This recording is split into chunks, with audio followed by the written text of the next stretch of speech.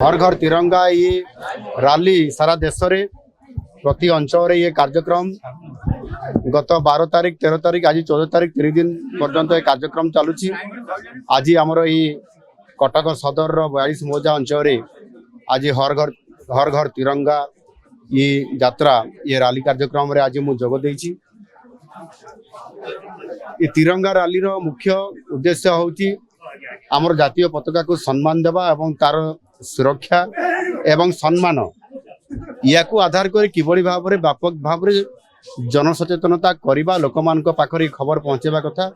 जे जातीय पताकार महत्व एवं तार सम्मान कौन आ से दृष्टिकोण आज ये कार्यक्रम सारा भारत वर्ष रे माननीय प्रधानमंत्री जी ताको आरंभ करथिले एवं प्रति राज्य रे प्रति अंचल रे कार्यक्रम को प्रति वर्ष गत वर्ष आरंभ होता एवं ये वर्ष भी ये कार्यक्रम चलुची। एणु निश्चित भाव में जातीय सुरक्षा राष्ट्रीय सुरक्षा कथा ता सहित आम जातीय पताकार सम्मान ये समस्त कथा को आधार करिक ये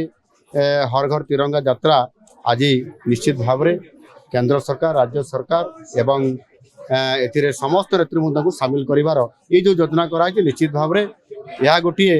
राष्ट्रीय एकता बहुत बड़ गोटे ये हूँ संदेश।